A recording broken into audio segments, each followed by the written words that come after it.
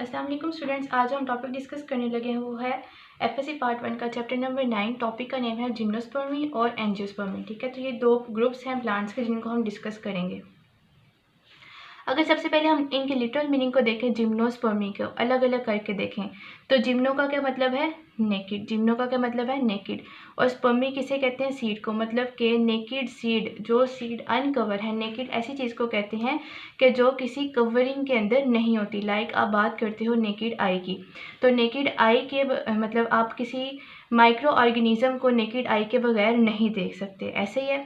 तो इसमें naked eye से क्या मुराद है? इसमें नेकेड आई से मुराद है कि आपकी आई जो है वो किसी माइक्रोस्कोपिक लेंस से कवर ना हो। ठीक है, जब तक आप माइक्रोस्कोप के लेंस को अपनी आंखों के आगे नहीं रखोगे तब तक आप माइक्रो ऑर्गेनिज्म को नहीं देख सकोगे।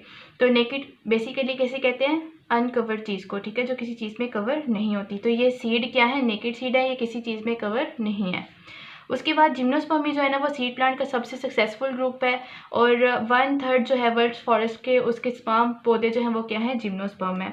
बच्चे ये हेट्रोस्पोरस प्लांट्स है। हेट्रोस्पोरस को हमने पहले भी डिस्कस किया। हेट्रो कहते हैं डिफरेंट को, स्पोर मतलब स्पोर्स। तो दो डिफरेंट स्पोर्स बनते हैं, एक है माइक्रोस्पोर और दूसरा है मेगास्पोर।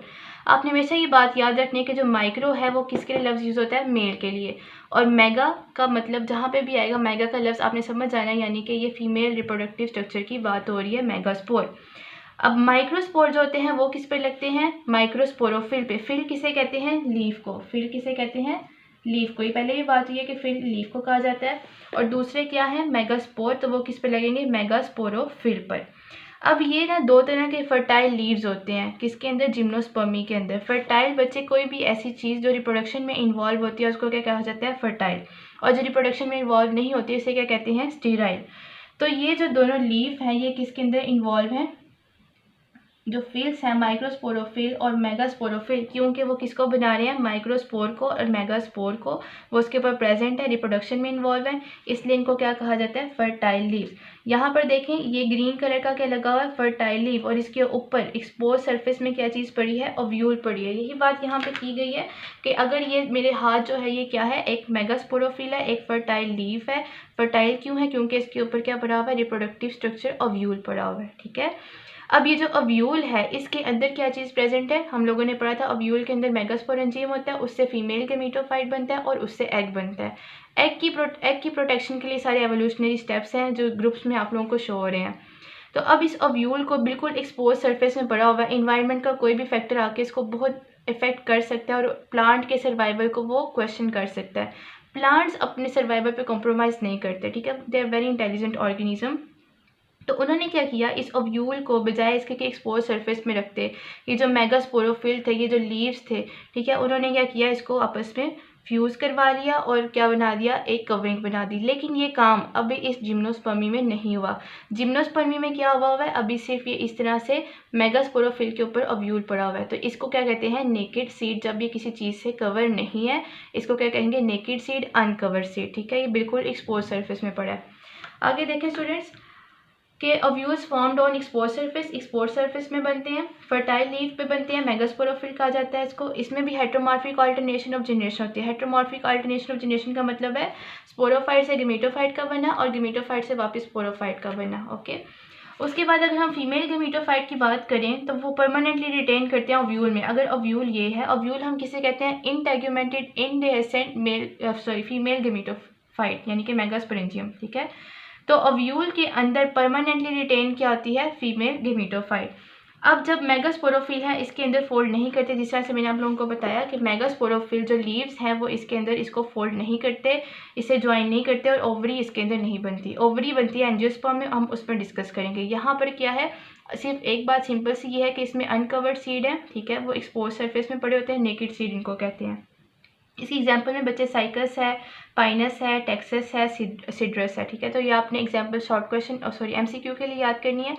नेक्स्ट जो मेजर ग्रुप है एंजियोस्पर्मी। ठीक है, अगर हम इसका लिटल मानी देखें तो एंजियो का मतलब है क्लोज, यानी कि इसके अंदर सीड क्या है? क्लोज हुए हुए हैं। स्पर्मी मतलब सीड। 235,000 जो प्लांट्स हैं वो एंजियोस्पर्म्स हैं, ठीक है। अगर यानी कि टोटल जो है वो 3,60,000 प्लांट स्पीशीज़ हैं, तो उनमें से 2,35,000 कौन सी हैं, एंजियोस्पर्मी की स्पीशीज़ हैं। हेट्रोस्पोरस प्लांट्स हैं, अगेन बहुत सारी चीज़ें मिलती हैं। ऑटोट्रॉफिक है, हाईली इवॉल्व्ड ऑन लैंड है। तो अगर आपको एमसीक्यू में पूछा जाए हाईली इवॉल्व्ड जो स्ट्रक्चर है प्लांट का ग्रुप है वो कौन सा, आप कहोगे एंजियोस्पर्मी। फ्लोरिंग प्लांट्स हैं, यहाँ पर क्या बनेंगे, फ्लावर्स बनेंगे, ठीक है। तो एंजियोस्पर्मी वो प्लांट का ग्रुप है जिसमें क्या बनने शुरू हुए, फ्लावर्स। और इसमें क्या चीज़ बनती है, इसमें फ्रूट भी बनती है और सीड्स भी बनते हैं, ठीक है। आप देखते हैं जब फर्टाइल लीव्स, वो फर्टाइल लीव्स जिस तरह से यहाँ पे मैं अगर बनाऊँ कि ये क्या है, ब्रांच है, इसके ऊपर क्या लगा हुआ है, फर्टाइल लीफ लगा हुआ है।